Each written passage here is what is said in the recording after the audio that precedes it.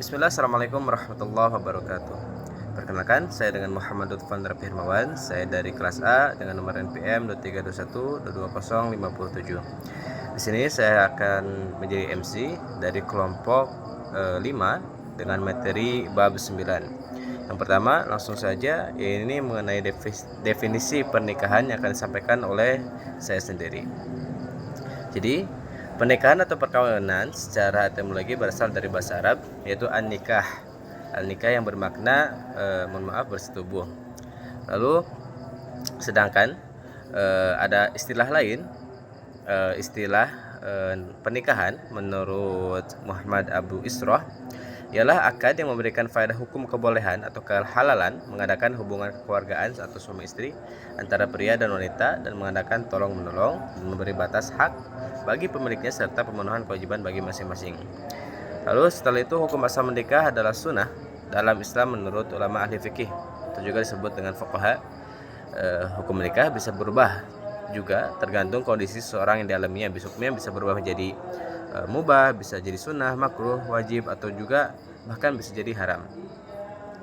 Dan ya, yang pertama, kenapa bisa jadi wajib? Pertama, hukumnya akan menjadi wajib bagi seorang yang memiliki kemampuan untuk menikah, memenuhi kewajiban sebagai suami atau istri, dan kondisi syahwatnya besar. Jadi kalau gak ke kontrol itu mah wajib buat nikah gitu.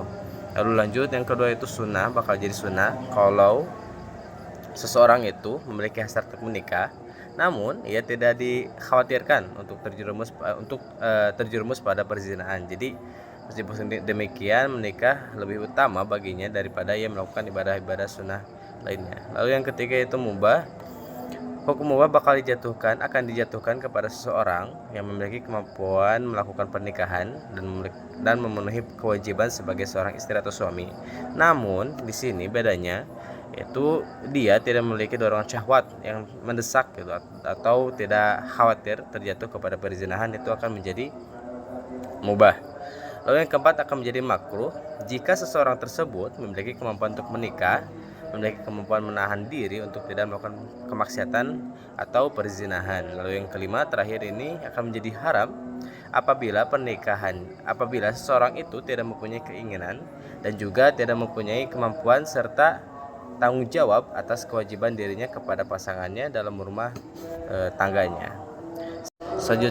Materi selanjutnya akan disampaikan oleh Ismi Aida mengenai syarat dan rukun pernikahan. Kepadanya dipersilakan. Assalamualaikum warahmatullahi wabarakatuh. Saya Ismi Aidia Sasi dengan nomor pokok mahasiswa 232122082. Pada kesempatan ini, saya akan menjelaskan materi pada bab 9 mengenai syarat dan rukun pernikahan. Yang pertama ada calon pengantin. Syarat calon pengantin laki-laki yaitu beragama Islam, jelas dan diketahui orang, tidak dipaksa, tidak sedang berihram, haji atau umroh, bukan mahramnya, tidak dalam keadaan beristri 4, dan tidak mempunyai istri yang haram dipoligami dengan calon istrinya. Yang kedua, syarat calon pengantin perempuan, yaitu beragama Islam, sepersetujuan dirinya, tidak sedang berihram, haji atau umroh, bukan mahramnya baik mahram nasab, raddah atau mahram musaharoh, dan belum pernah dili'an oleh calon suami. Rukun pernikahan yang kedua yaitu wali. Wali adalah orang yang memiliki hak secara syara untuk menikahkan calon mempelai perempuan kepada calon mempelai laki-laki. Syaratnya adalah yang pertama bapak, kakek dan seterusnya, yang kedua saudara laki-laki kandung, yang ketiga saudara laki-laki selain ibu, 4 keponakan laki-laki dari saudara laki-laki kandung, 5 keponakan laki-laki dari saudara laki-laki sebapak, yang keenam paman atau saudara dari bapak sekandung. Rukun pernikahan yang ketiga yaitu saksi, yaitu 2 orang yang menyaksikan secara langsung proses akad pernikahan. Syaratnya adalah beragama Islam, balik, berakal sehat, merdeka, laki-laki, adil dan tidak dalam perjalanan haji atau umroh, tidak dipaksa, dan dapat melihat, bicara, dan mendengar. Yang keempat, adanya akad nikah. Syaratnya adalah kedua orang yang melakukan akad harus sudah balik, harus satu tujuan antara ijab dan qabul, tidak dapat dipisah, dan calon mempelai wanita harus disebut dalam ijab dan qabul. Kelima, mahar. Mahar adalah pemberian pihak laki-laki kepada perempuan saat pernikahan. Jumlah dan jenis mahar tidak ditentukan dalam Islam, tetapi disesuaikan dengan kemampuan laki-laki. Mahar harus memenuhi syarat sebagai harta atau barang berharga, suci, dan memiliki hak milik dan jelas barangnya. Adapun perempuan yang haram dinikahi dalam Islam yaitu 1. Haram dinikahi karena keturunan, 2. Haram dinikahi karena satu susuan, 3. Haram dinikahi karena hubungan pernikahan, 4. Haram dinikahi sebab memadu dua perempuan yang bersaudara kandung. Sekian dari saya. Wassalamualaikum warahmatullahi wabarakatuh. Terima kasih kepada Ismi Aida yang telah memaparkan mengenai syarat dan rukun pernikahan. Lalu selanjutnya yaitu tujuan pernikahan yang akan disampaikan oleh Rina Amelia.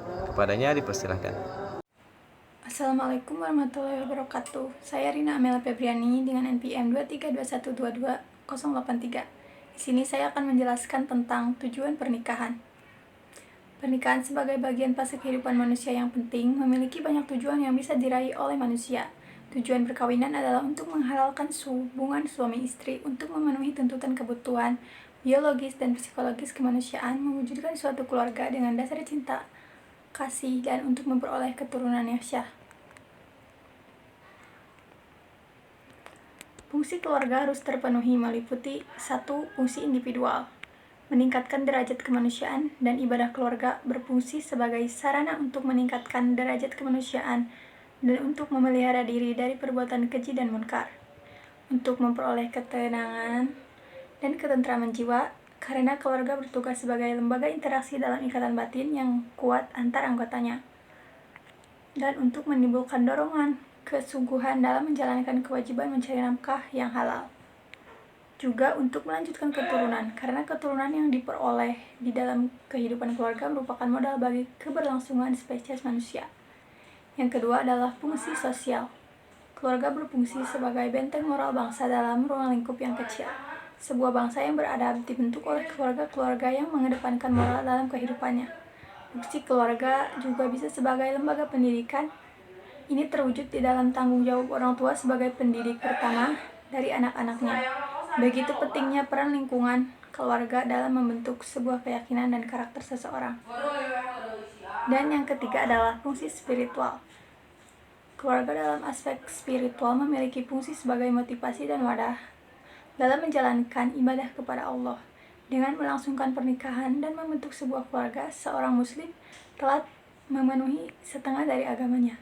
Dengan menjalankan kewajiban sebagai suami istri, seorang muslim mendapatkan ganjaran pahala yang besar, saling memberi, saling bertanggung jawab dalam rumah tangga, dan kemudian terjalin hubungan yang harmonis dalam keluarga, menjadi pondasi penting dalam menjalankan ibadah-ibadah lainnya kepada Allah. Sekian yang dapat saya sampaikan. Wassalamualaikum warahmatullahi wabarakatuh. Terima kasih kepada Rina Amelia yang sudah menjelaskan tentang tujuan pernikahan. Lalu selanjutnya yaitu mengenai mewujudkan keluarga sakinah yang akan disampaikan oleh Ninda. Kepadanya dipersilahkan. Baik, di sini saya akan menyampaikan tentang mewujudkan keluarga sakinah. Bisa membentuk sebuah konsep tentang keluarga yang didambakan, yaitu keluarga sakinah. Di masyarakat dikenal istilah keluarga sakinah, mawadah, dan warahmah. Keluarga muslim yang sakinah adalah keluarga yang didasarkan atas perkawinan yang sah, mampu memenuhi hajat spiritual dan material secara serasi dan seimbang.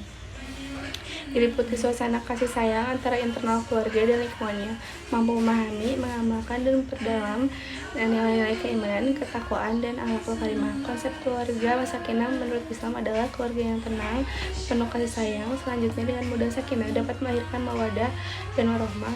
Dan mencapai mawadah, untuk mencapai mawadah warahmah ini kita harus memiliki 3 yang harus dicapai, yaitu perhatian, tanggung jawab, dan penghormatan. Selain itu, agar perkawinan menjadi langgeng dan diwarnai sakinah, konsep ini mengajurkan kesetaraan, musyawarah, kesadaran, dan kebutuhan pasangan. Sebuah keluarga dikatakan sakinah apabila suasana di dalam keluarga tersebut penuh dengan ketenangan, ketentraman, dan kebahagiaan, serta terpelihara ketaatan dan kepatuhan di antara sesama anggota keluarga untuk saling menjaga keutuhan hubungan tersebut, sehingga terbina rasa cinta dan kasih sayang di dalam keluarga tersebut demi memperoleh keridhaan Allah Subhanahu wa Ta'ala. Sebelum kita melanjutkan kehidupan ke jenjang pernikahan, sebelumnya kita harus memerlukan persiapan pernikahan. Salah satunya yaitu dengan persiapan ilmu. Tentunya sebelum kita menikah kita harus memiliki ilmu dan persiapan mental, persiapan ruhiyah ataupun persiapan spiritual, dan persiapan fisik, persiapan ekonomi atau harta. Proses pernikahan harus dilakukan secara matang dan sesuai dengan peraturan. Semua persyaratan terpenuhi, selanjutnya mendaftar ke kantor urusan agama atau KUA untuk mendaftar mengikuti tahap selanjutnya berdasarkan aturan hukum yang berlaku agar pernikahan tercatat di percatatan sipil atau diakui sah oleh negara. Setelah mendaftar ke KUA, proses pernikahan bisa dilangsungkan dengan disaksikan oleh pihak KUA. Selanjutnya diberikan bukti pernikahan berupa buku nikah untuk masing-masing pasangan. Setelah akad berlangsung, disunahkan untuk menyelenggarakan walimah al-ursi atau pesta keluarga atau hajat atau pernikahan. Walimah al-ursi ini tujuannya intinya adalah untuk memberitahukan bahwa telah terjadi pernikahan di antara pasangan yang menikah sehingga terhindar dari fitnah di masyarakat. Yang terakhir adalah membangun keluarga. Sebuah keluarga harus memahami tujuan dibentuknya sebuah keluarga dalam Islam. Dalam setiap niat dan tingkah laku harus mengarah dan berupa kepada pemenuhan tujuan sebuah keluarga. Sebuah tujuan keluarga ini harus menjadi fondasi dalam membangun keluarga dan menentukan arah dalam mengisi kegiatan sehari-hari di dalam keluarga. Mungkin cukup sekian dari saya. Terima kasih. Wassalamualaikum warahmatullahi wabarakatuh. Terima kasih banyak kepada Dinda yang sudah menjelaskan mengenai mewujudkan keluarga sakinah. Mungkin sekian dari kelompok kami, dari kelompok 5. Mohon maaf bila ada kekurangan, dan bila ada dari teman-teman sekalian yang ingin bertanya, silahkan untuk menuliskan komentar di kolom bawah, yaitu di komentar di YouTube ini. Sekian, wassalamualaikum warahmatullahi wabarakatuh.